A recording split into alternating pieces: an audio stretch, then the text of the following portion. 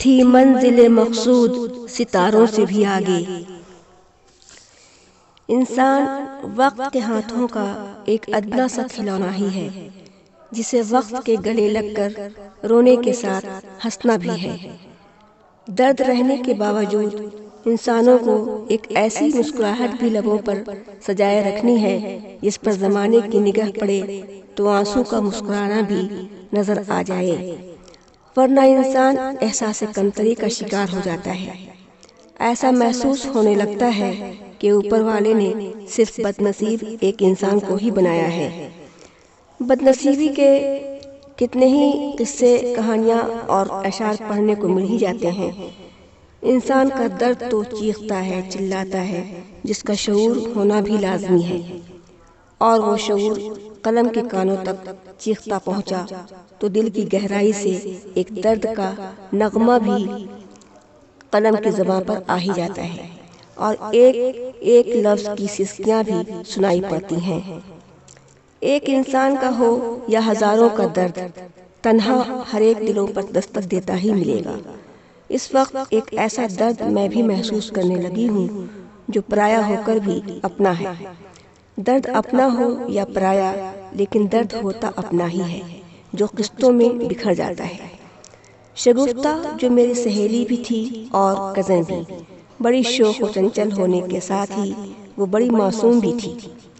ہزاروں کے دل میں پلنے والی دھڑکن تھی وہ، لیکن اس کی دھڑکن تو فقط ایک ہی دل کی منتظر تھی۔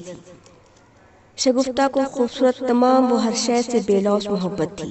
اس کی نگاہ میں دولت کی نہیں، خلوص و محبت کی اہمیت تھی۔ تصور کی دنیا کی وہ تو ایک شہزادی تھی جو حقیقت کی دنیا میں اپنی محبت ہی لٹانا چاہتی تھی۔ محل ریت کا اور خوبصورت جذبات سمیٹنے کا بھی خواب سجا رکھا تھا اس نے۔ بے شمار درد سمیٹنا ہی تو انسان کا مشغلہ تھا، لیکن تخیل کی اڑان پر ہزاروں پابندیاں بھی لگی تھیں، چونکہ وہ ایک اعلیٰ اور مہذب خاندان سے وابستہ تھی۔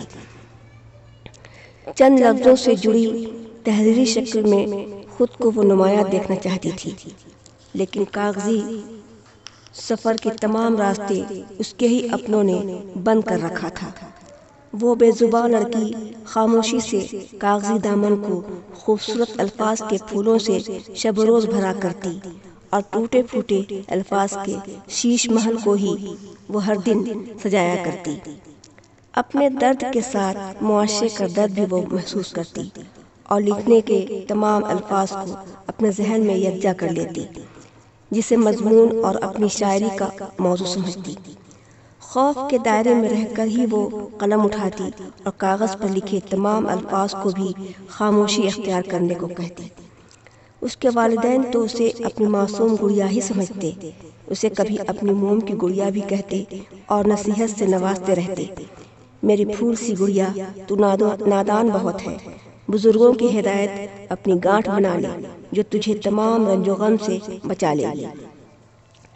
شگفتہ کے پاس اتنی جرت بھی کہاں تھی کہ وہ اپنے والدین کے سامنے اپنے جذبات و احساس کی گٹھری کھول پاتی۔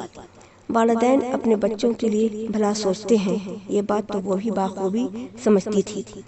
ہنسی خوشی اس کی 19 بہاریں گزرتی چلی گئیں، اور ایک وقت اس کا بھی شادی کے بندھن سے جڑنے کا آ ہی گیا۔ والدین نے جلد ہی اس کی شادی کامران سے کر دی۔ شادی کے بعد دونوں کی ازدواجی زندگی بہت خوشگوار گزرنے لگی اور کافی خوش بھی نظر آ رہے تھے، لیکن اچانک ان دونوں کے ازدواجی زندگی میں ایک چھوٹی سی بات اونچی دیوار ان کے سامنے کھڑی ہو گئی۔ کامران کی وہ ایک ادنا سی غلطی جذبات و احساس کا وہ آئینہ تھی جس پر ایک ہلکی سی چوٹ نے درار ڈال دی۔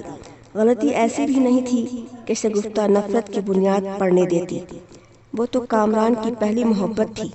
وہ خود آگ میں لکڑی کی مانند سلگنے کو تیار تھی، لیکن اپنی ذات سے کامران کو تکلیف پہنچائے ایسا کبھی سوچ بھی نہیں سکتی تھی۔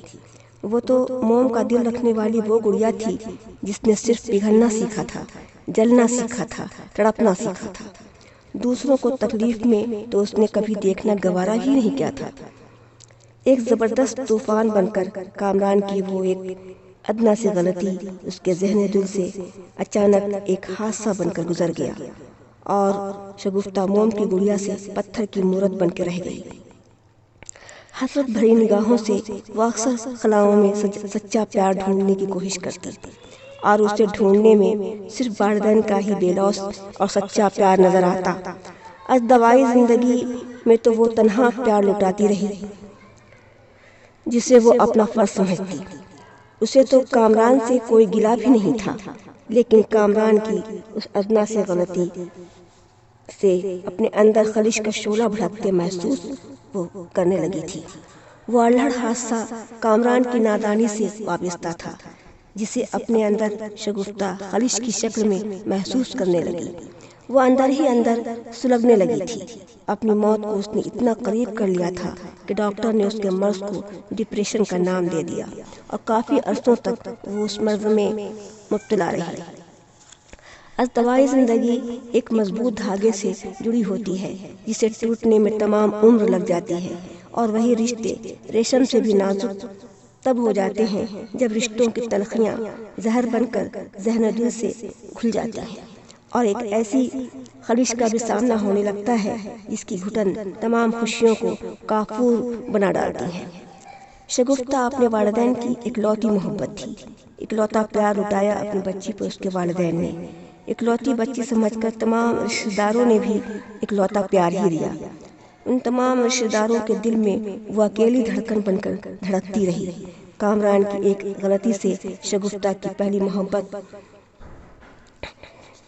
کے احساس و جذبات کا دم گھٹنے لگا، اور کامران نے تو اسے وہ زینہ پر لا چھوڑا تھا جہاں سے آخری منزل تک پہنچنے کے لیے کوئی اور زینہ ہی نہیں تھا۔ وہ کئی دفعہ ٹوٹی بکھری اور اپنے وجود کو سمیٹنے میں تو اب اس کی تمام عمر ہی نکل چکی تھی۔ وہ ٹوٹی بیساکھی تھی کامران کے لیے، اور اس کا لاغر جسم کامران کے بغیر ایک قدم چلنے کے قابل نہیں رہا۔ کامران اسے اپنی باہوں کا سہارا دے کر اسپتال کے بیڈ تک لے جاتا۔ نرسنگ ہوم میں تو اس کی عمر کا ایک حصہ ہی گزر گیا تھا۔ وہ دوسرا حصہ گرنے لڑکھڑانے میں اور تیسرا حصہ اپنے وجود کو سنبھالنے میں گزر رہا تھا، اور چوتھا حصہ تو زندگی کا اختتام ہی ہونے والا تھا جس میں وہ داخل بھی ہو چکی تھی۔ اس کی زندگی بے مقصد رہ گئی، اور عنقریب ہی وہ دنیا کو الوداع بھی کہنے والی ہے۔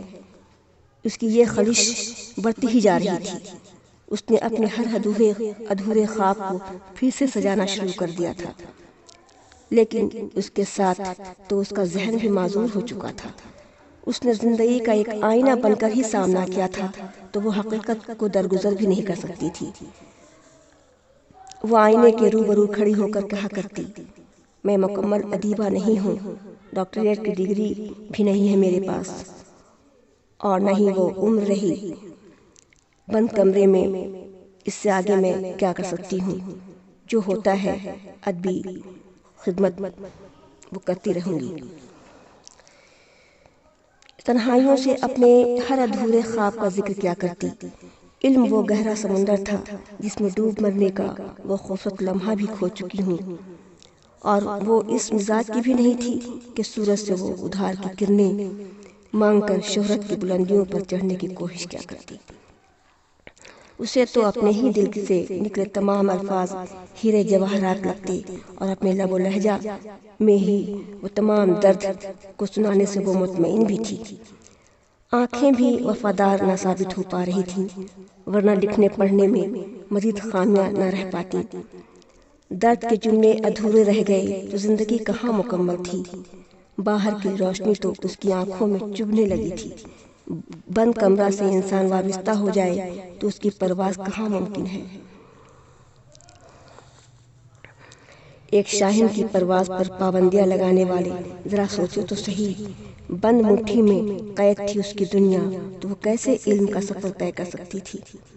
پرواز کے لیے اس کے کھلے پر ہی کہاں تھے؟ کترے گئے پر سے اڑان کی امید کی جا سکتی ہے کیا؟ تھا جنون سر پر کہ وہ سورج اگائے گی ضرور، رات کی زنجیر میں جکڑی گئی ہے جوش میں۔